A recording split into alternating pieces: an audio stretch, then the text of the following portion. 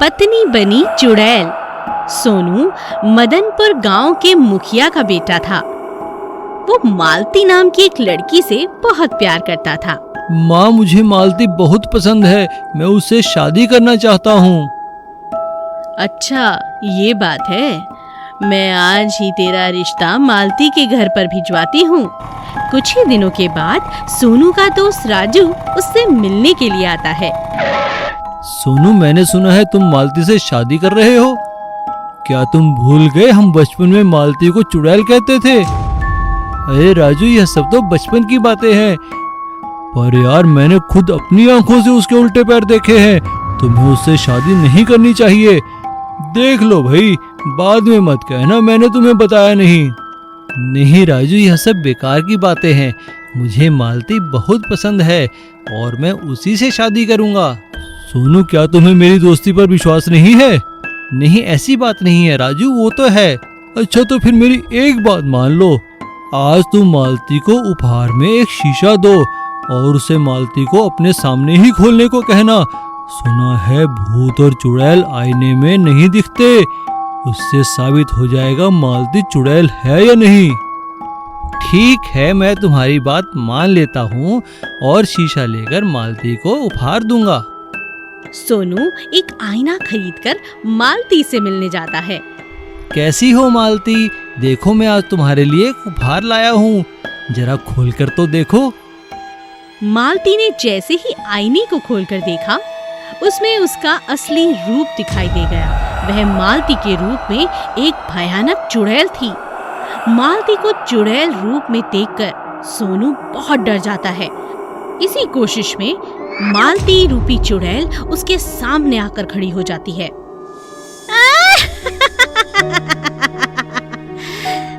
जाता कहाँ है? मैं तुम्हें जाने नहीं दूंगी। तुम्हें तो मुझसे शादी करनी है कि नहीं? जाओ, आज जाओ, आज ही शादी के लिए सारी बारात ले आओ। नहीं नहीं, तुम कौन हो? तुम मेरी मालती नहीं हो सकती। तुम तो एक चुड़ैल हो। छोड़ दो, मुझे छोड़ दो। बचाओ, कोई मुझे बचाओ। तुम्हें जाने नहीं दे सकती, क्योंकि तुम तो मेरे हो सोनू, तुम मेरे हो। बचाओ, कोई तो बचाओ, अरे बचाओ। और इस तरह चुड़ैल सोनू को लेकर उसी शीशे में समा जाती है और कहीं गायब हो जाती है। उस दिन से आज तक मालती और सोनू चुड़ैल पति पत्नी के रूप में जाने जाते हैं। बीजकपुर नामक एक गांव में एक चुड़ैल हर रात उस गांव के लोगों को अपनी आवाज से डराती थी। ये चुड़ैल नींबू और चावल से गांव की औरतों को अपने वश में कर लेती थी। हर रात भिखारी के वेश में घर के दरवाजे खटखटाती थी। मुझे बहुत भूख लगी है, मुझे एक नींबू और थोड़ा सा चावल दे दो माँ। ये देखकर वनिता भिखारी को एक नींबू और थोड़ी सी चावल देती है। ये लीजिए। जैसे ही चावल और नींबू हाथ में आता है, भिखारी तुरंत ही चुड़ैल के रूप में बदलकर जोर से हंसने लगती है। ये देखकर वनिता डर जाती है। वनिता, आज मैं तुम्हारे शरीर में मेरी आत्मा डाल देती हूँ। ये बोलकर वनिता को अपने वश में कर लेती है। ये देखकर गांव के लोगों ने इस समस्या का समाधान के लिए पंचायत बुलवाया। गांव के महिलाओं, चिंता मत कीजिए, मैंने इस समस्या का हल ढूंढ लिया है। अगली बार जब ये चुड़ैल भीख मांगने आएगी, तब आप में से एक मर्द औरत के वेश में चावल और नींबू दे देना और अपने साथ एक आईना रखना, जिससे हम चुड़ैल को भगा सकते हैं और अपनी औरतों को बचा सकते हैं। जब चुड़ैल लक्ष्मी के घर भीख मांगने आई, तब लक्ष्मी का पति औरत की वेश में नींबू और चावल देने आ गया।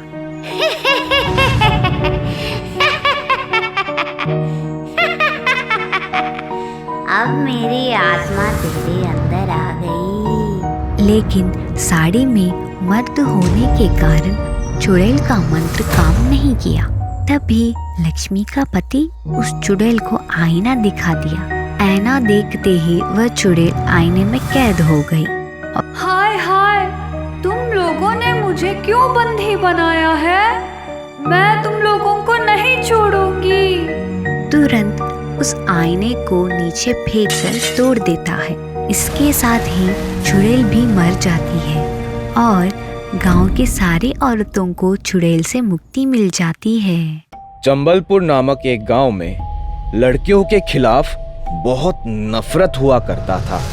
एक दिन गांव के मुखिया ने एक समावेश की आयोजन की और उस समावेश में गांव के सारे आदमियों के लिए मैं ये आदेश जारी कर रहा हूँ कि कोई भी अपनी बेटी को स्कूल नहीं भेजेंगे और अब से कोई भी महिला अगर बेटी पैदा करती है तो उसे अपनी बेटी के साथ गांव से बाहर निकाल दिया जाएगा। गांव वाले मुखिया के बात मानकर अपनी बेटियों को स्कूल भेजना बंद कर दी और गांव की जो भी महिला बेटी को पैदा किया उसे गांव से बाहर निकाल दिया गया। तुम लोगों ने मेरे बात मानकर बहुत अच्छा काम किया। ये बोलकर गांव की मुखिया वहां से चले गए। लेकिन अगले ही दिन से गांव में एक भयानक चुड़ैल हाहाकार मचाने लगी।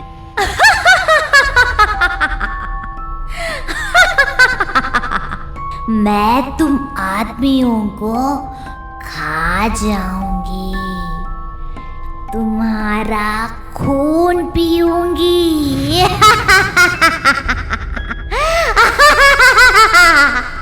चुड़ैल से डरकर गांव के लोग मदद के लिए मुखिया के पास भागे। क्या हुआ? सब लोग इतने परेशान क्यों दिख रहे हैं? तब सबने मिलकर मुखिया को चुड़ैल की हरकतों के बारे में बता दी। तब मुखिया गुस्से में आकर उस चुड़ैल की सामना करने के लिए निकल पड़े। ए चुड़ैल, तुम मेरे गांव के आदमियों को क्यों तंग कर रही हो? तुम्हें क्या चाहिए? मैं तो तुम्हारी इंतजार कर रही थी, बेवकूफ। ऐसा बोलकर चुड़ैल ने मुखिया के गर्दन पकड़कर हवा में उठाई। अरे मुझे छोड़ दो दीदी, आपको क्या चाहिए बोलिए, मैं तुरंत ही वो काम कर दूंगा।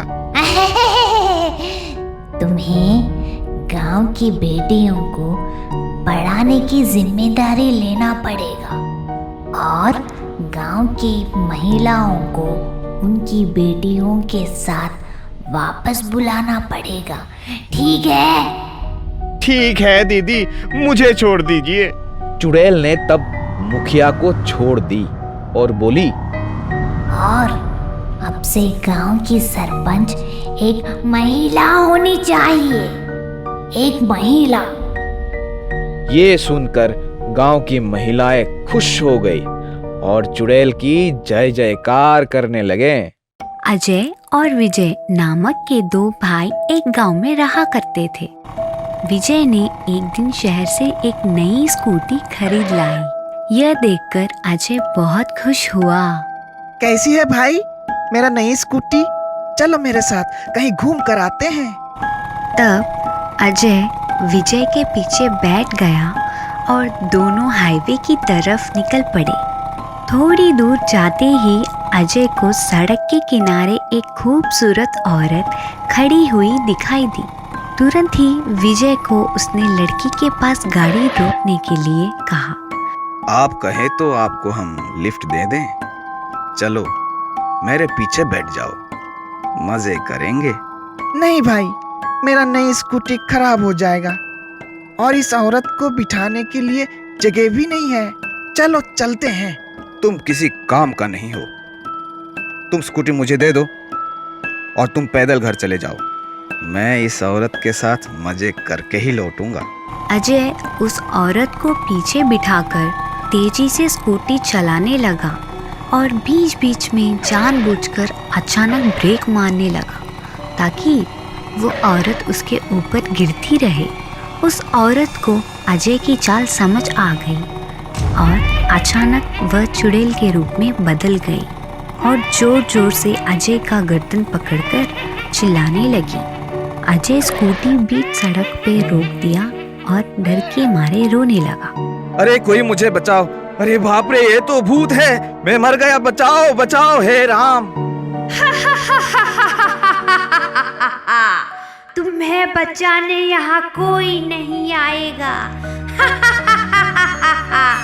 अजय को चुड़ैल ने जोर से थप्पड़ मारा और स्कूटी लेकर गायब हो गई। अजय रोते रोते पैदल घर को लौट गया। अरे भाई, मेरी नई स्कूटी किधर है? अजय ने पूरी घटना विजय को बताया। ये सुनकर विजय ने अजय को एक जोर का थप्पड़ मारा